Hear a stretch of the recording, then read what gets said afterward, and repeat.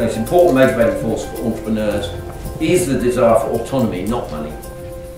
I think a sense of optimism is a complete precursor to being an entrepreneur. Cynics and pessimists need not apply.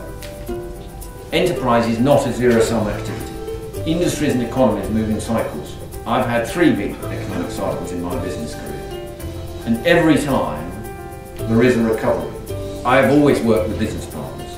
Now, there are some entrepreneurs who are happy to do it by themselves, but I've always teamed up with others. I think particularly this talk was interesting because with Luke you've got the experience of someone who's excellent at growing businesses. He's achieved a lot of success from taking small businesses and growing them into worldwide brands. I believe in the concept of domain knowledge. That means I much prefer to work with entrepreneurs and managers who really know their stuff and understand their particular industry. I don't generally buy the idea of a general manager. I like a concentrated portfolio. I focus virtually all my investing in a small handful of companies.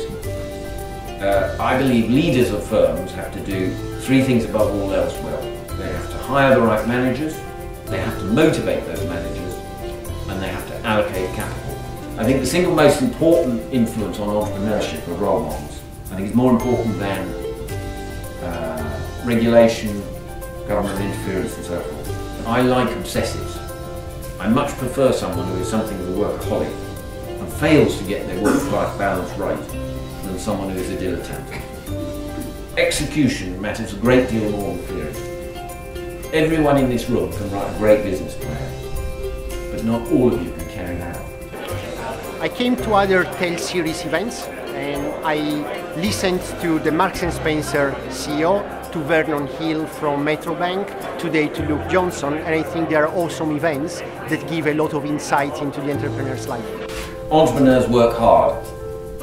It isn't, I don't think, the life for someone who wants to get rich quick.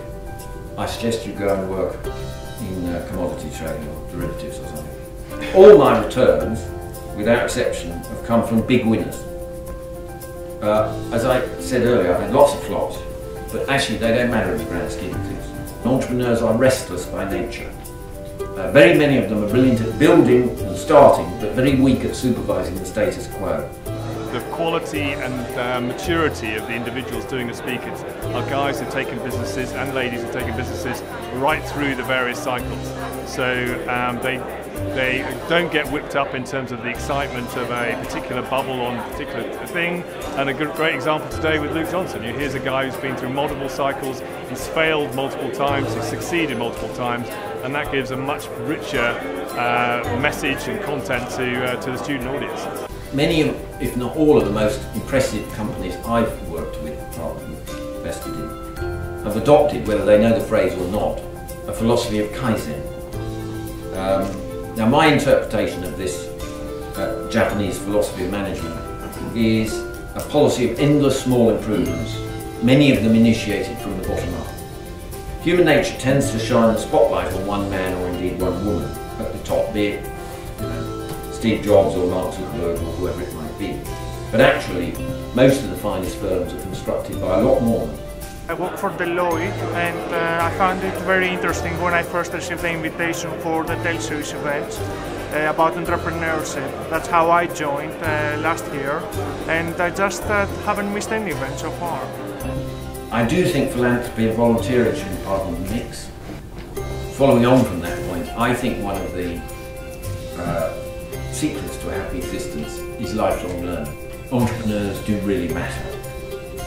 They create the majority of new private sector jobs, and that ultimately is actually the most important single element all around the world for a stable society, is the creation of new jobs. The Tell series has become the entrepreneurship thought leader series, the preeminent in the whole of Europe probably.